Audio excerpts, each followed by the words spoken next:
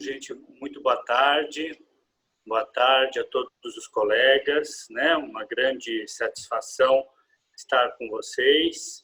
Uma pena que não conseguimos estar, né, presencialmente juntos, mas são as contingências aí do dia a dia que a gente não consegue prever. Gostaria de fazer alguns agradecimentos, né, inicialmente. Agradecer imensamente a Advocef, na pessoa da nossa presidente, doutora Ana Cláudia Vasconcelos, pelo gentil convite, né?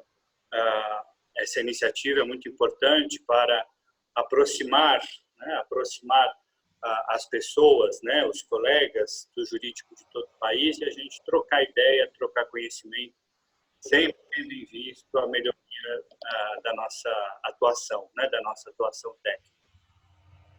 Gostaria de agradecer também à Escola de Advocacia da DIJUR, a pessoa do Dr. Griecos Loureiro, nosso DIJUR, e na pessoa do Dr. Gilson Costa de Santana, por essa parceria com a Advocef para propiciar esses encontros tão ricos, tão importantes. Tá?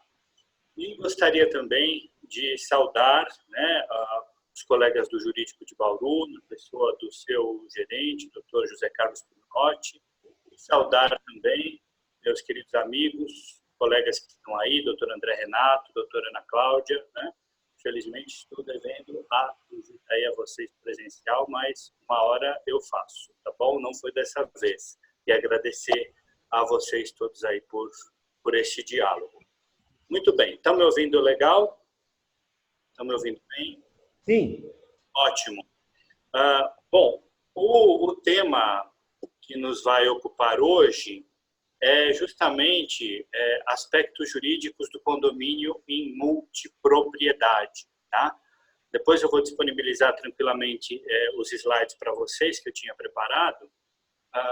O que é esse condomínio em multipropriedade? É uma inovação da Lei 13.777 de 2018, né? Então 13.777 de 2018, que acrescentou ao Código Civil, na parte de direitos reais, a disciplina do condomínio em multipropriedade, né? Artigos 1385B, B de bola, até 13581. Desculpem, 1358B a 1358U. Tá? Então, eu gostaria de, num primeiro momento, expor brevemente, né, as características do condomínio em multipropriedade, né, essa nova modalidade de propriedade, de direito real sobre coisa própria, né, veremos que não é um direito real sobre coisa alheia, é sobre coisa própria. Depois de apresentar as regras gerais desse instituto, nós vamos examinar quais são os fundamentos econômicos e dogmáticos desse instituto.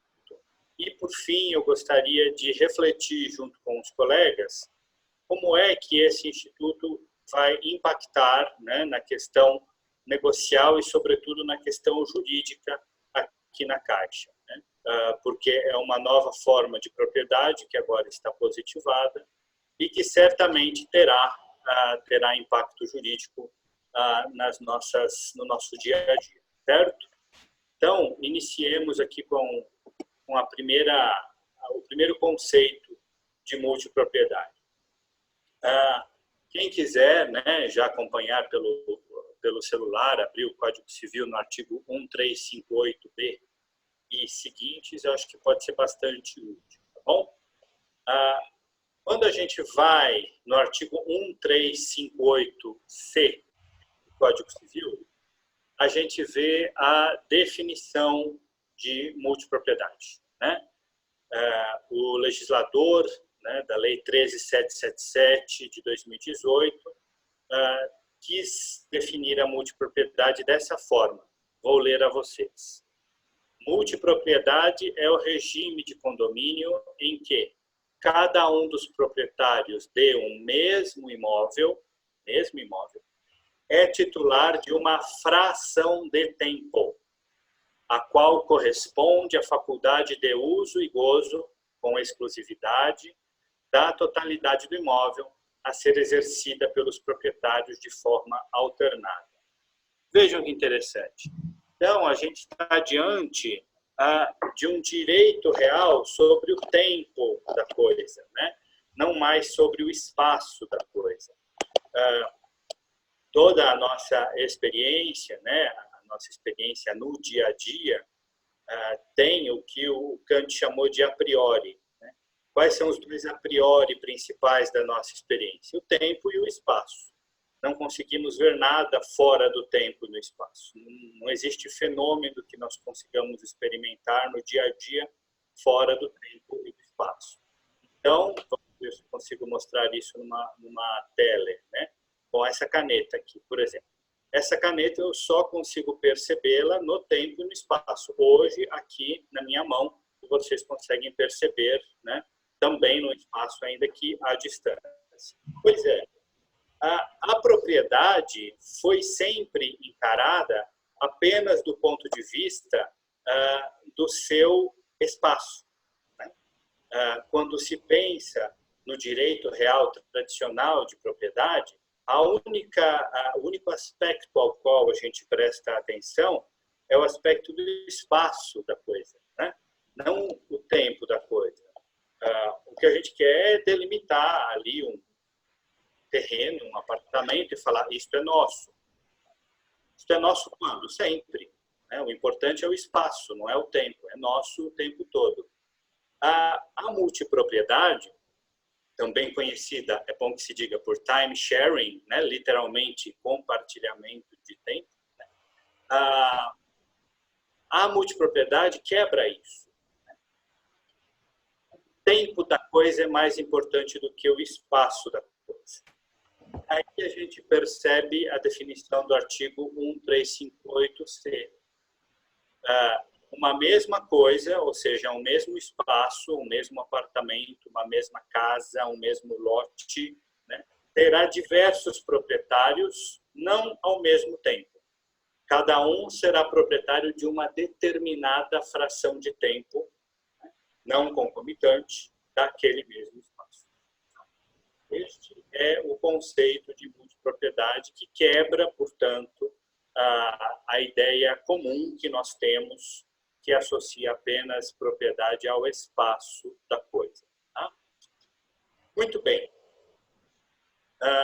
Depois dessa definição, eu gostaria de passar a uma explicação geral, né, sobre quais vêm a ser as regras principais do condomínio em multipropriedade. Bom, em primeiro lugar, é um condomínio, é claro, né? Condôminos, tem vários donos, tem vários proprietários, um mesmo imóvel, com a peculiaridade já vista de que esses proprietários partilham o mesmo espaço, todavia com tempos diferentes, né? Com frações de tempo diferentes.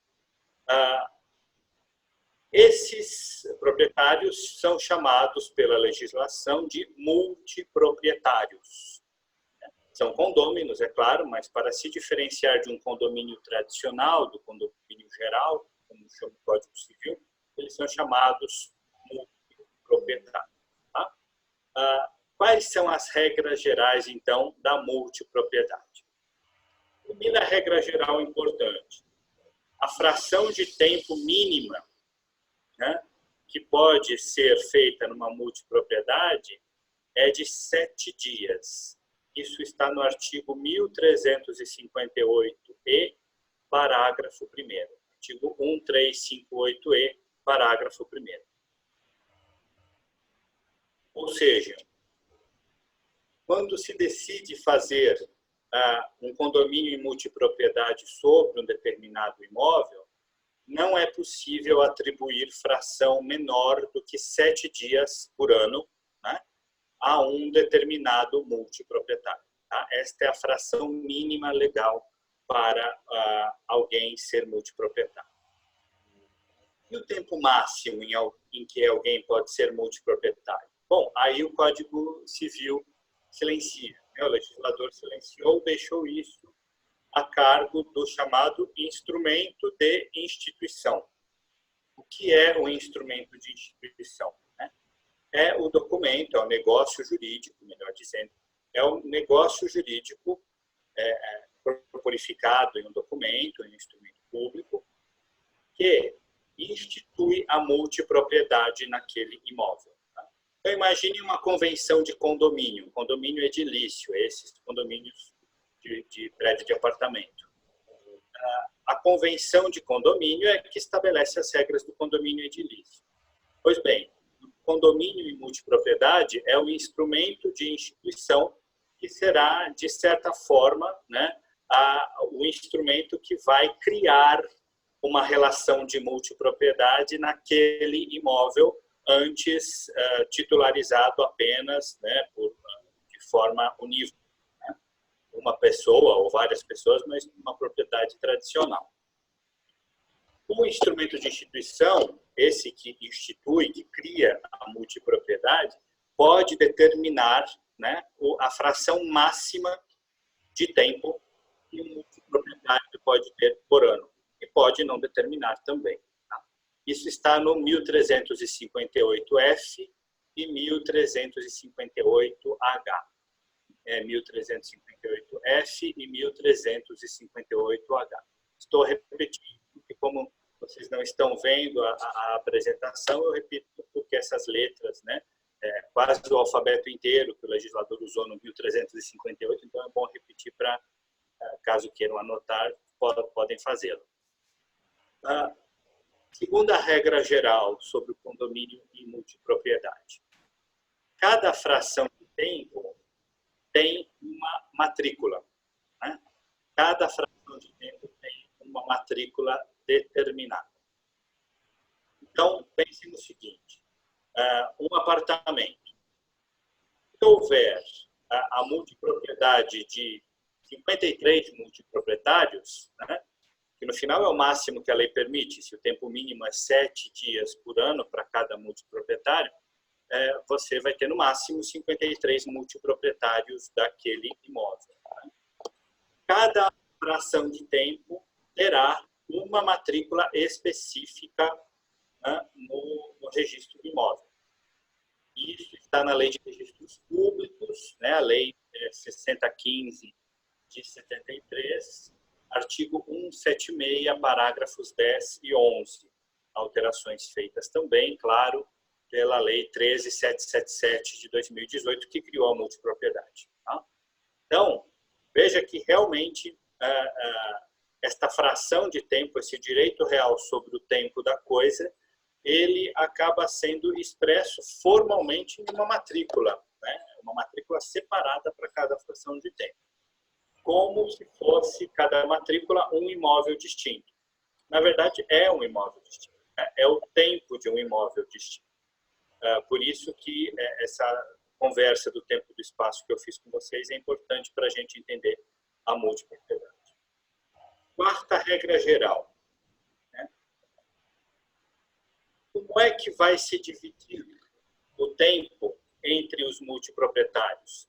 Como é que se divide o tempo, essas frações de tempo entre os multiproprietários? Tá? A lei, no artigo 1358E, parágrafo 1º, incisos 1 a 3, firmou 3 regimes, tá, de distribuição da fração de tempo. O regime fixo, o regime flutuante e o regime misto. Tá? Como funcionam esses regimes? Eu vou falar com as minhas palavras, aí vocês podem acompanhar tranquilamente aí no Código Civil a descrição desses regimes. Pelo regime fixo, o multiproprietário titulariza aquele imóvel em uma fração de tempo determinada e fixa durante o ano. Por exemplo, a semana de 16 a 23 de fevereiro todo ano. Esse é o regime fixo. Tá? Ou, se for uma fração maior, sei lá, um mês do imóvel, o mês de março, né, de todo ano do imóvel. Regime fixo, tempo determinado, sem alteração. Pelo regime flutuante, o multiproprietário passa a ter o direito a fruir, usar e gozar do imóvel por uma fração a ser determinada anualmente. A fração é fixa, mas ela não é um tempo determinado no calendário. Então, por exemplo, o João é multiproprietário da fração de um mês deste imóvel e este mês será fruído, né, de maneira flutuante. Antes do início de cada ano, os multiproprietários resolvem quem vai fruir o imóvel em qual período. Vocês vão ver que esse regime flutuante é interessante, né, para, por exemplo, quando se trata, que vai ser uma das utilidades principais da multipropriedade, quando se trata de alugar o imóvel. Porque se o regime é flutuante, veja, não precisa ver exatamente quem ficou, né, qual foi o locatário que ficou no imóvel em quais dias. Né? Divide igualmente, né, o que for pago de aluguel entre todos os multiproprietários proporcionalmente à sua fração de tempo flutuante. Não que não se possa fazer isso no regime fixo, também pode, mas no flutuante acaba ficando mais fácil de ser combinado. Tem o regime misto, que é como o próprio nome diz, uma mistura, né, do regime fixo com o regime flutuante, ou seja, João é multiproprietário de 15 dias deste imóvel por ano, sendo que 7 dias serão na primeira semana de julho e os outros 8 serão exercidos de maneira flutuante. Tá? Ou seja, o regime misto faz efetivamente uma mistura, né, de ambos os regimes anteriores, o regime fixo e o regime flutuante. Outra regra geral importante, né? A quinta regra geral importante quanto à multipropriedade. Pensem o seguinte, a lei permite que até 53, né, partes, né, que pode ser um casal proprietário, enfim, que a lei permite que 53 partes sejam proprietárias, multiproprietárias de um mesmo imóvel. A decorrência lógica disso é que as partes não podem mexer na casa. Né? Ou seja, o multiproprietário tem um limite ao que ele pode fazer naquele espaço, que afinal é de todos. Né? As limitações aos poderes do multiproprietário são condizentes com o direito sobre o tempo da coisa, né? Já que o espaço será compartilhado ao longo do tempo, cada um de uma vez. Isso está no artigo 1358J, né, do Código Civil, sobretudo nos incisos 4, 5 e 7. 1358J, incisos 4, 5 e 7. Eu vou ler aqui para vocês, porque é curtinho e vale a pena. Vejam só. Então, obrigações do multiproprietário, além daquelas previstas no instrumento oficial da Convenção de Condomínio Multipropriedade. Vamos lá, inciso 4. Não modificar, alterar ou substituir o mobiliário, os equipamentos e as instalações do imóvel. É claro, a casa não é só dele. Ele não pode entrar lá uma semana, troca toda a mobília, né? E quando chega o outro multiproprietário, cadê? Né? Tem que compartilhar. 5.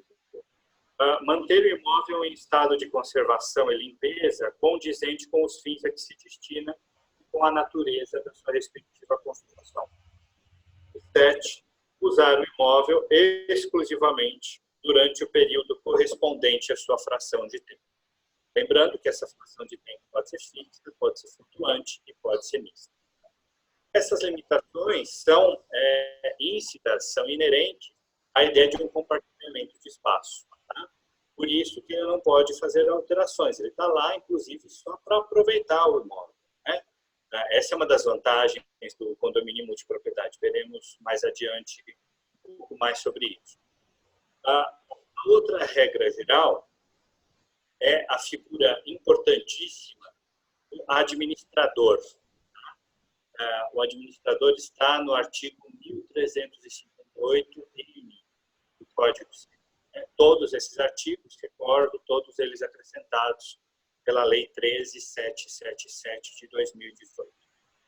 Quem é o administrador? É quem vai tomar conta daquele imóvel em multipropriedade. Tá? Quais são as funções do administrador? Estão todas aí no 1358M. Depois vocês podem ler aí com calma os incisos, né, desse artigo. Mas dentre as funções do administrador, encontra-se, muito importante, manutenção e limpeza do imóvel. Né? Sabe aquela ideia de aqui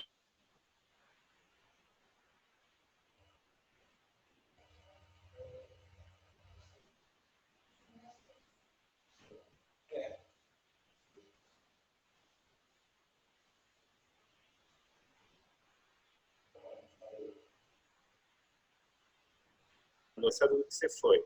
Pois o administrador vai fazer isso pelo proprietário. Ele vai cuidar da limpeza, vai cuidar da manutenção, né? Vai cuidar de maneira que tudo que seja feito esteja bem, né? Para quando o proprietário chegar. Tá? Bom, travou, agora voltou, né? A Ana me falou aqui pelo WhatsApp. Agora estão me ouvindo bem, então, né? Ótimo. Pois bem, a figura do administrador, né? Voltando um pouquinho, porque eu não sei exatamente onde travou. O administrador é aquele que vai ter a função importante de cuidar do imóvel, fazer a manutenção, fazer a limpeza, fazer a conservação, fazer todas essas coisas que são fundamentais para que quando cada multiproprietário chegar, ele ter a possibilidade de fruir o imóvel tranquilamente. Né? E é algo que faz muitas vezes as pessoas abandonarem a casa de praia, a casa de campo, porque trabalha a semana toda, vai para a casa de praia, dá aquele trabalhão para limpar, vai para a casa de campo, dá aquele trabalhão para limpar. Pois é, a multipropriedade, para quem quiser a multipropriedade por lazer, tem essa vantagem. Um administrador cuida de tudo, e o administrador não é só você que paga, né? São todos os multiproprietários, né? Diferente de se pagar um caseiro, um empregado para fazer a manutenção da casa que é só sua. Né? O administrador também vai fazer o orçamento anual das despesas da casa e passar esse orçamento para os multiproprietários. Vai cobrar dos multiproprietários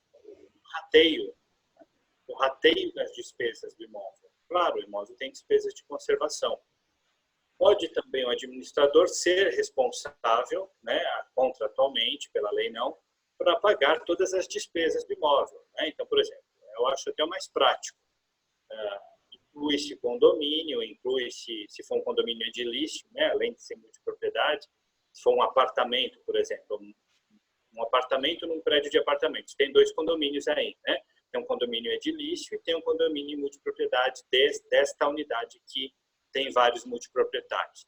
Nada impede, acho que é o mais recomendado, que o rateio cobrado pelo administrador inclua o IPTU, inclua o condomínio e ele cuide de pagar isso em nome dos multiproprietários. Tá? E também o administrador vai fazer a organização do uso, né? Vai fazer a organização do uso deste imóvel, o que é bastante importante quando for o regime flutuante ou misto. Né? Porque quando é um regime fixo, tudo bem, cada um sabe qual é o seu tempo de uso, determinado no calendário, sei lá, a primeira semana de fevereiro é minha. Quando é flutuante ou misto, isso tem que ser combinado. Bom, quem vai fazer essa atribuição? O administrador, né? Ouvindo todos os multiproprietários. E a lei prevê, inclusive, a possibilidade de assembleia eletrônica para isso, para ver esse contrato, essa combinação entre os proprietários. Então, essa figura do administrador no artigo 1358M é muito importante. Sem ele, não tem, a multipropriedade não tem muito uso. Teve uma bagunça. Né? Sem o administrador, impossível, seria absolutamente bagunçado o condomínio multipropriedade. Né? Condomínio edilício já dá trabalho, né? Imagina vários multiproprietários em um mesmo imóvel. Se não tiver o administrador, sem condição, nem se incluir a multipropriedade. Tá? Outra regra geral importante. O artigo 1358-O do Código Civil estabelece que os condomínios edilícios já existentes, então os prédios de apartamentos já existentes, ou mesmo os condomínios edilícios de casas, eles podem instituir a multipropriedade, desde que, em Assembleia Geral do Condomínio, haja a anuência de maioria absoluta dos condôminos, né? Não dos presentes, mas dos condôminos. Então, se a maioria absoluta dos condôminos, né, de um condomínio edilício decidir que algumas daquelas unidades, ou todas, poderão adotar o regime de multipropriedade, isso é plenamente possível para condomínios já existentes. A lei dá essa faculdade. Né? Então, não são apenas os novos condomínios que podem instituir a multipropriedade. Os já existentes também podem. Claro, se não fosse assim, a lei perderia grande parte da sua utilidade. Porque, como vamos ver, um dos objetivos da lei é aumentar, né, dinamizar o investimento em imóveis e de lazer. Outra regra importantíssima. O artigo 1358-P, de fato, 1358-P, inciso 6, né, fala que pode existir na multipropriedade um sistema de administração de intercâmbio. Né? O que é isso? Sistema de administração de intercâmbio. É uma expressão que já existia numa lei pretérita, a Lei 11.771 de 2008, no artigo 23, parágrafo 2º da Lei 11.771 de 2008. É uma lei sobre o Sistema Nacional de Turismo e Hospedagem. E esse sistema de administração de intercâmbio é muito útil e eu acho que todos os condomínios edilícios que adotarem a possibilidade de as unidades terem multipropriedade para turismo ou para investimento, podem muito bem usar esse sistema de administração de intercâmbio. Isso funciona da seguinte forma. Imaginemos que eu seja o multiproprietário, né, do apartamento 91, num determinado edifício, e a minha multipropriedade equivale à fração de tempo de um mês. Então, eu sou o multiproprietário da fração de tempo de um mês do apartamento 91. Muito bem. Suponhamos que quando eu quero aproveitar, né, esse apartamento meu, passa uma parte do tempo alugado e outra parte não, quando eu quero aproveitar, ele está ocupado. Suponhamos que já aluguei esse apartamento, digamos, por 3 semanas. Ou então eu já já recebi os aluguéis de 3 semanas deste apartamento. Sobra, né, um pouco mais de uma semana. E eu ligo para o administrador e eu falo, olha, eu quero aproveitar aí uns 9 dias no apartamento 91, tenho direito a mais uns 9 dias. Se houver o sistema de administração de intercâmbio e o apartamento 91 estiver ocupado, o administrador vai me falar, Carlos, olha, o 91, seu, está ocupado. Mas você pode muito bem ficar, sei lá, no 101, no 71, 81, 84. Pode ser? Eu falo, pode ser, ótimo. Esse é o sistema de administração de intercâmbio. Faz muito sentido, né?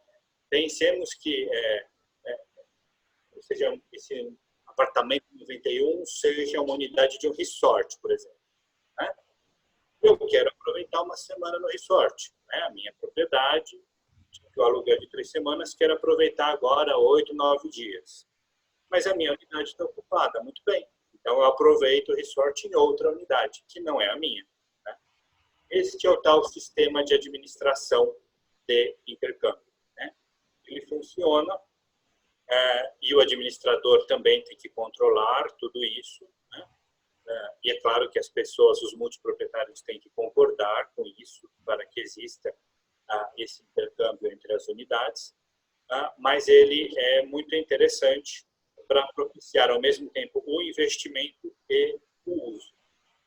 E, claro, né, não preciso nem dizer, quando eu estou aproveitando a minha semana no apartamento 101, sendo que eu sou multiproprietário de uma semana, né, no 91, a minha relação com o 101 é de direito pessoal, claro, não é de direito real. A minha relação de direito real é com o 91. Né? Por um mês do 91, 3 meses já aluguei, um mês eu vou, uma semana eu vou aproveitar. Tá? Então, é só tomar cuidado com isso, porque quando é colocado em prática o sistema de administração de intercâmbio, o que acontece é que o multiproprietário vai fruir um imóvel a título de direito pessoal e não a título de direito real.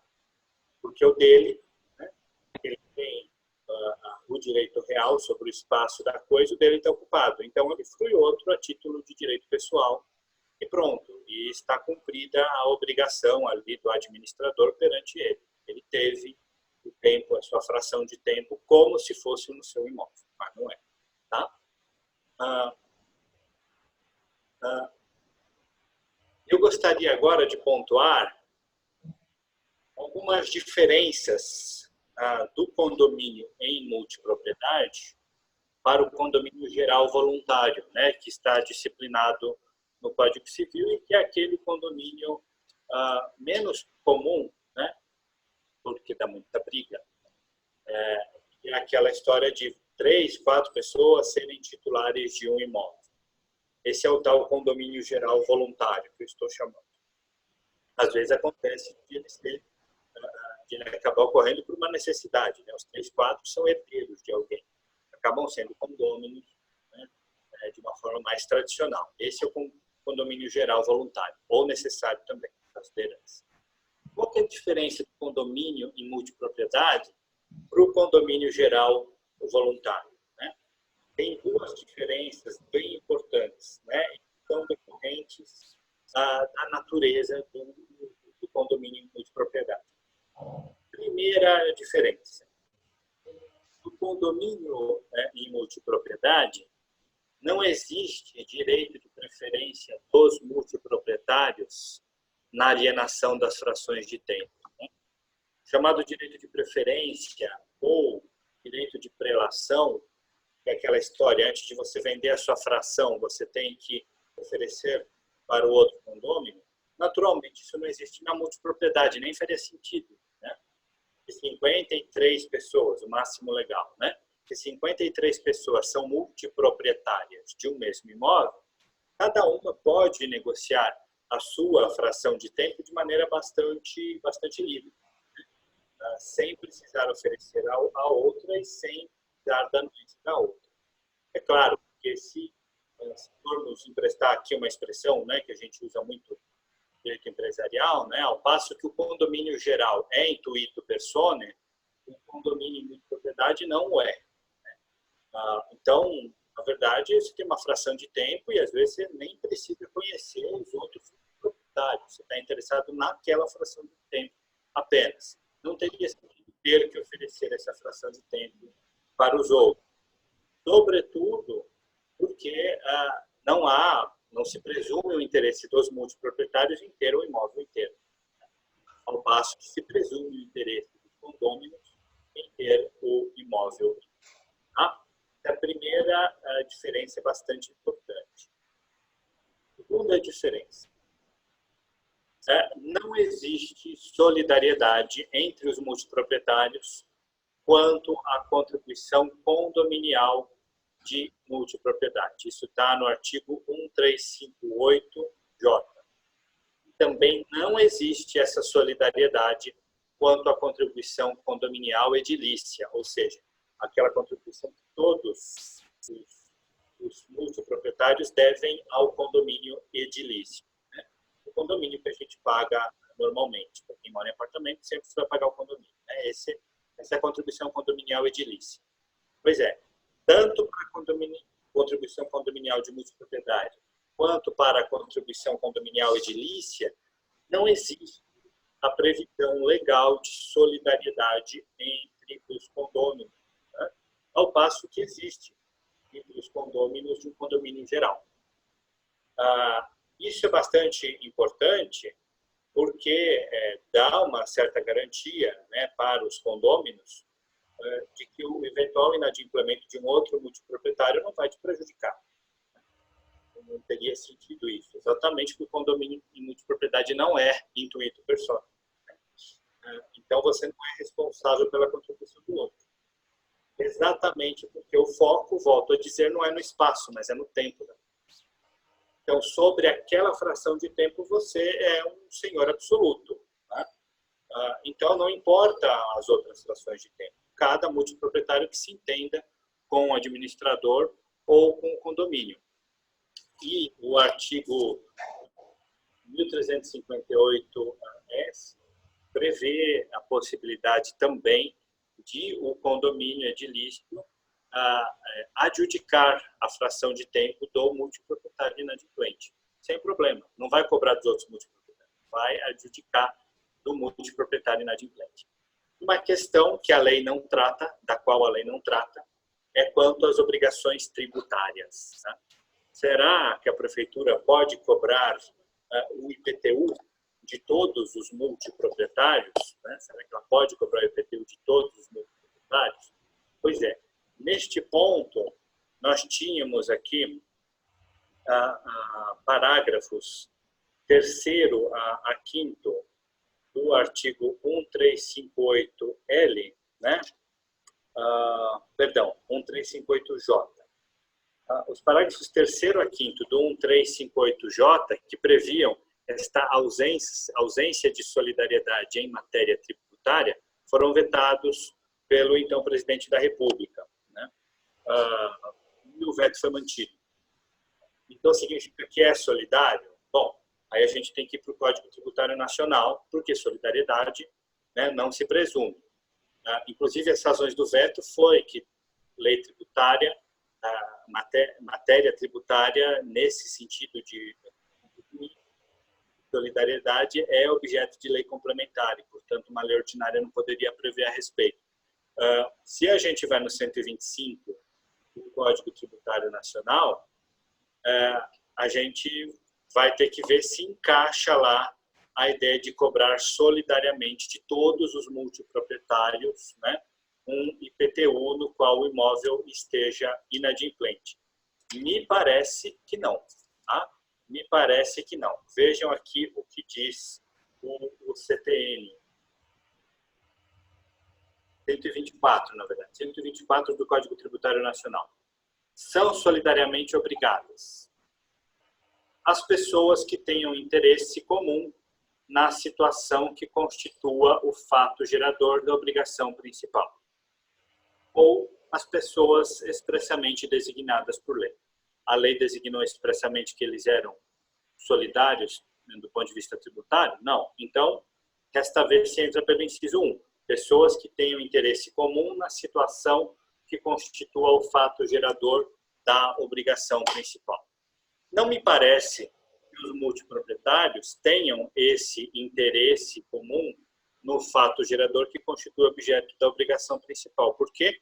Porque a prefeitura, caso o IPTU não seja pago, pode muito bem adjudicar, né, apenas aquela fração de tempo referente ao multiproprietário inadimplente.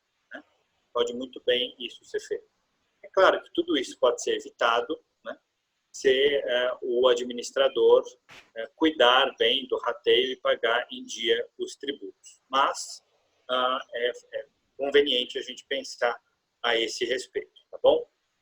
Então, obrigações tributárias, a lei não falou nada.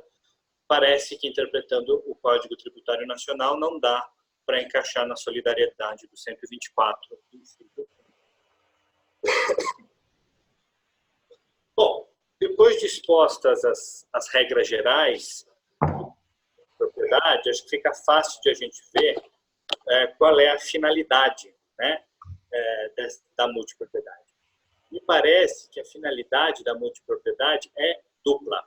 Tá? Primeira finalidade, investimento. O condomínio em multipropriedade veio para tentar dinamizar, né, o mercado de lazer, o mercado de turismo e o mercado imobiliário ligado a essas áreas. A multipropriedade permite que o investidor tenha, com a fração de tempo, a segurança de um bem de raiz, né? Porém com uma liquidez muito melhor do que a liquidez de um imóvel inteiro. Né? É muito mais fácil você vender uma fração de tempo, né, de um imóvel do que você vender um imóvel inteiro.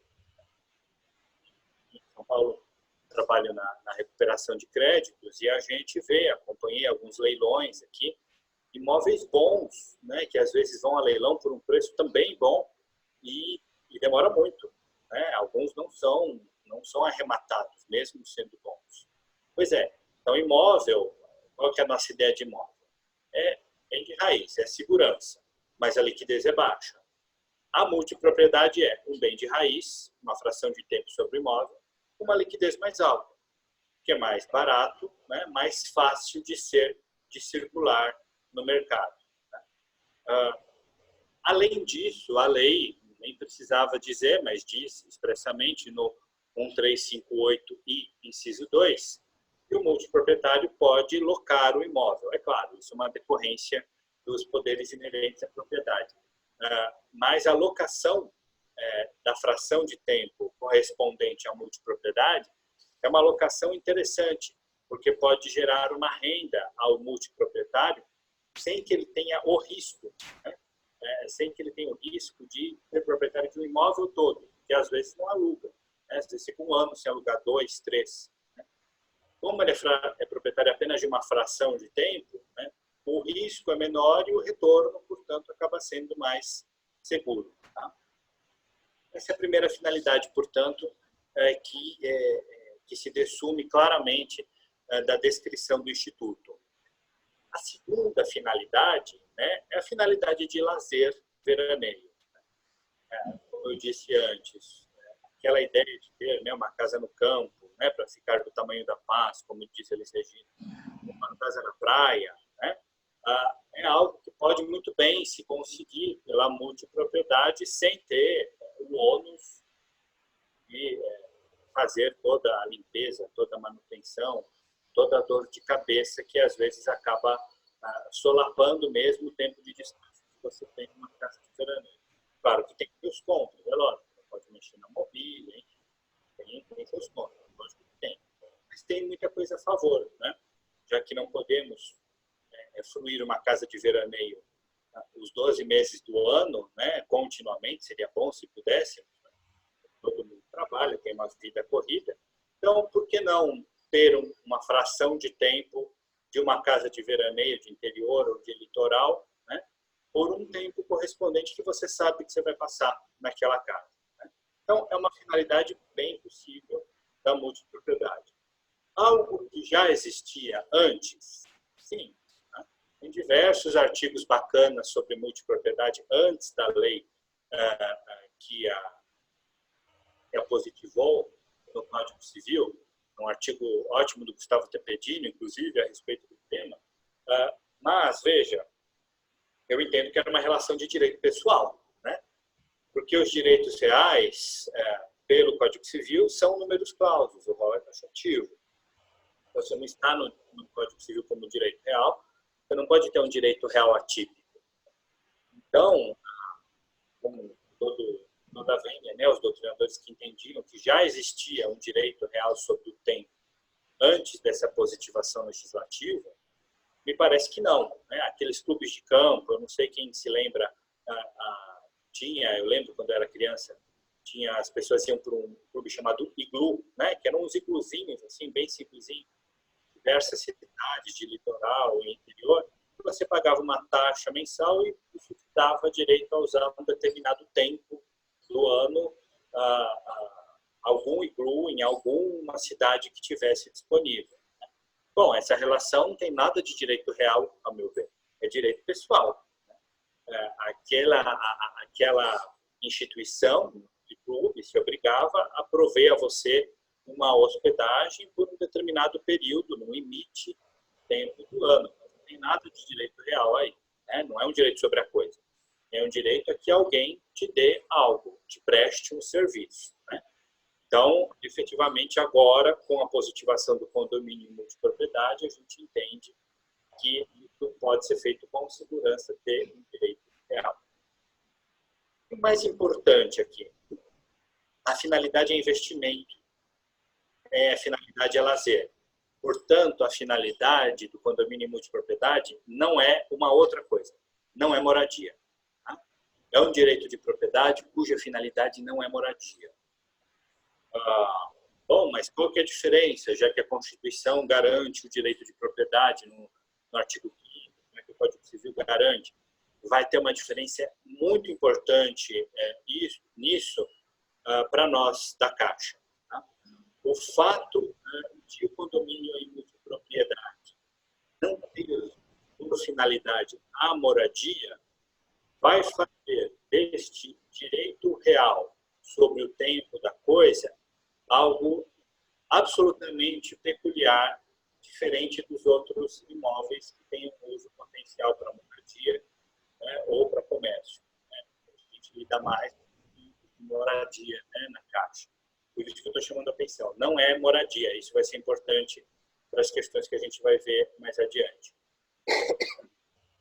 O professor Fábio Comparato, no artigo chamado Direitos e Deveres Fundamentais em Matéria de Propriedade, fácil de achar na internet, chama a atenção que nem toda propriedade tem o mesmo fundamento. Né?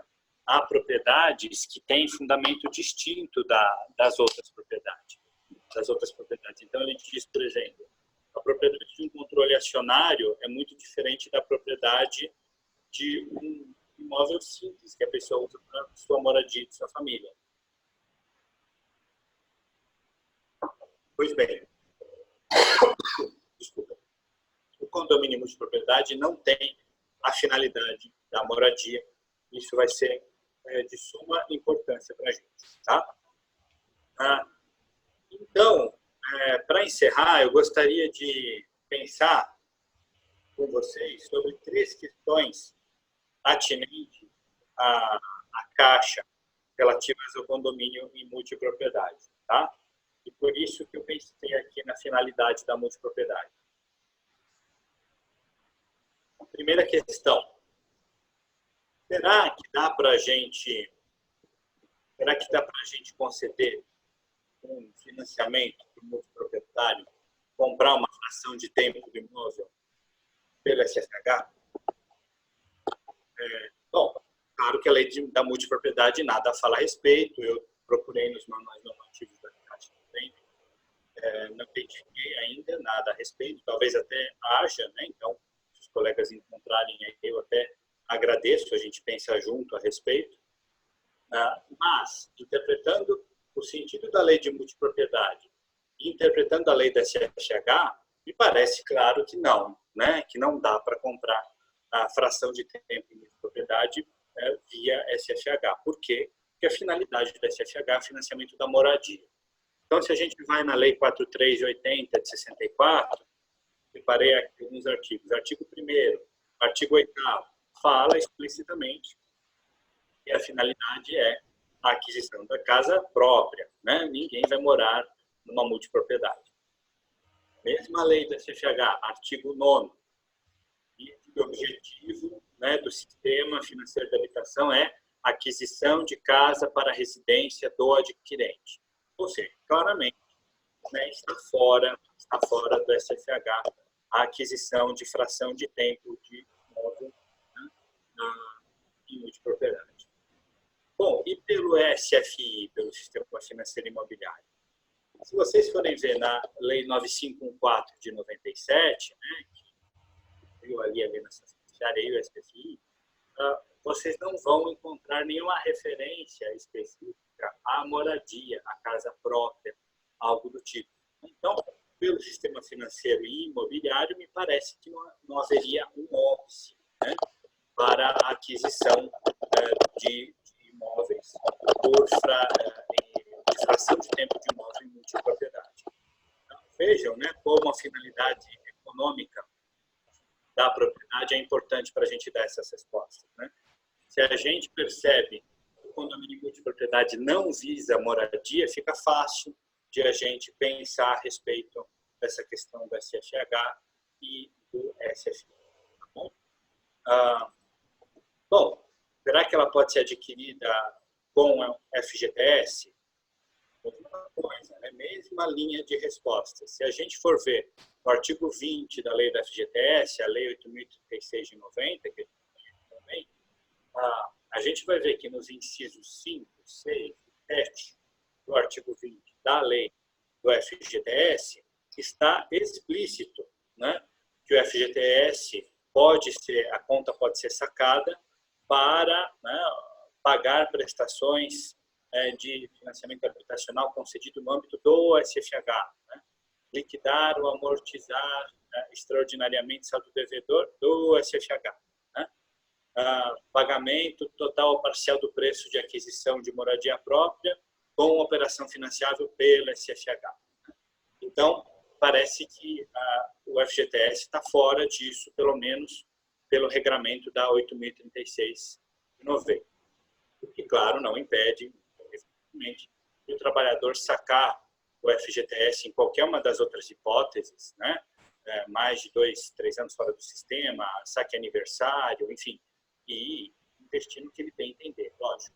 Mas sacar sem nenhuma outra hipótese para comprar multipropriedade, me parece que não é o objetivo da lei da FGTS, exatamente porque esse saque ocorre para fins de moradia, especialmente no SFH. Até a gente poderia se questionar, mas tem havido em juízo uma interpretação extensiva. Muita gente tem conseguido saque do FGTS para amortizar financiamento de imóveis obtidos via SFI, né? Financiamentos obtidos via SFI. Será, então, que não dá para estender para a multipropriedade? De novo, me parece que não, porque o FGTS fala, além de falar do SFH, ele fala de moradia própria, né? O inciso 7 do artigo 20 da Lei 8.036 é muito claro.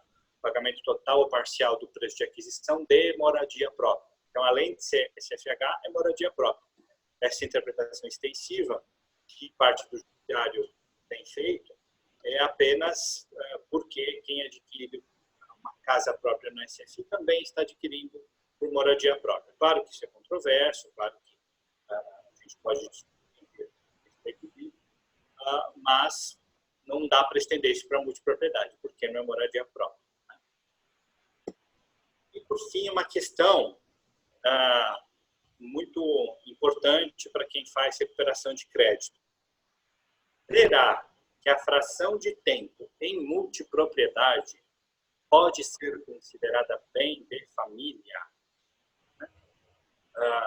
Bom, a princípio a gente fala, claro que não, porque não tem nada a ver, não é aí que a pessoa tem a sua moradia. Eu acho que é a melhor resposta, a princípio, tá? Eu acho que, a princípio, é essa a melhor resposta. Vamos pensar, então, nos dois tipos de bem de família. Bem de família convencional, artigos 1711 e 1712 do Código Civil, né?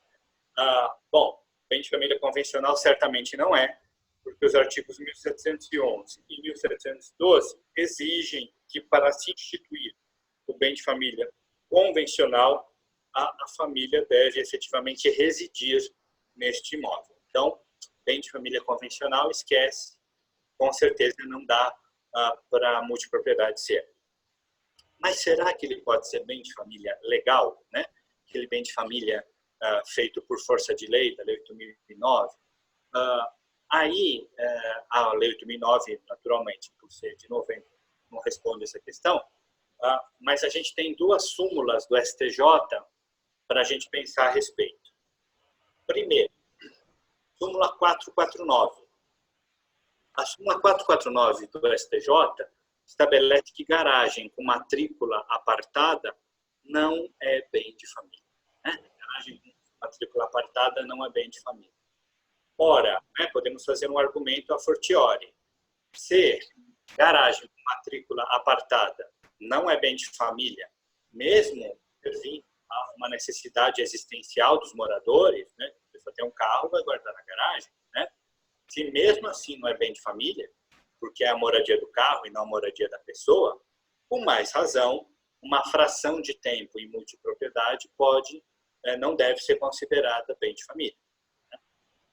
Então, parece que a gente tem um argumento firme no sentido de a propriedade imobiliária em multipropriedade não ser considerada bem de família.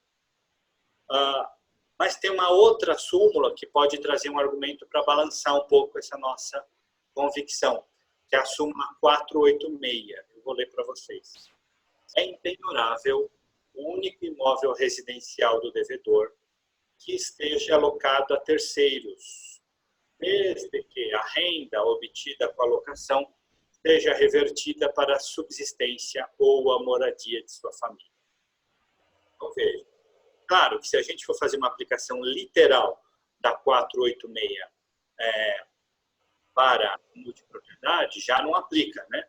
Porque a 486 fala que é impenhorável o único imóvel residencial do devedor, que está alugado, e aí ele usa o aluguel disso para pagar o aluguel dele, né? Para pagar a subsistência dele no imóvel mais barato. Muita gente faz isso. Então, literalmente, a 486 fala contra também a multipropriedade ser bem de família. Todavia, se a gente fizer uma interpretação mais teleológica, nada impede um devedor de chegar e dizer, olha, eu tenho essas frações aqui de multipropriedade e elas que me permitem pagar o aluguel, que são necessárias à minha subsistência. Portanto, entendo que elas são impenhoráveis por aplicação extensiva da súmula 486 do STJ. Né? Enfim, não sei muito bem o que pensar a respeito disso, tendo a dizer que, a princípio, não é bem de família, sem deixar de lado a possibilidade de o devedor provar que a renda advinda da multipropriedade é absolutamente necessária para a sua subsistência. É a renda que ele usa para pagar o aluguel do imóvel que ele mora ou a sua subsistência. Mas aí o ônus da prova seria dele. A princípio, a fração de tempo de um imóvel em multipropriedade não é bem de família. Me parece que esta é a melhor interpretação. Mas é uma lei nova, né? Ela foi publicada em dezembro de 2018, 20 de dezembro de 2018, teve a vacácio legal de 45 dias, portanto, a vigência dela foi no início de fevereiro deste ano, né? Então ainda é necessário que as pessoas comprem ou não a ideia da lei para que o judiciário possa se pronunciar sobre essa questão polêmica e outras questões polêmicas que podem surgir da aplicação desta lei nova. Tá bom? Bom, era isso que eu tinha para falar para vocês, né? É uma pena que não estamos aí presencialmente, podendo dialogar de uma maneira mais próxima, mas a informática e meios de comunicação propiciaram esse nosso diálogo, né? Pelo qual eu sou muito grato, mesmo com essas circunstâncias adversas aí do voo atrasado. Bom, agradeço muito a todos vocês novamente, a de Vocef, a de Júlio, a Babu, as pessoas que eu já mencionei aqui. Espero vê-los em breve. Estou aberto aqui às perguntas que vocês têm. Bom, muito obrigado.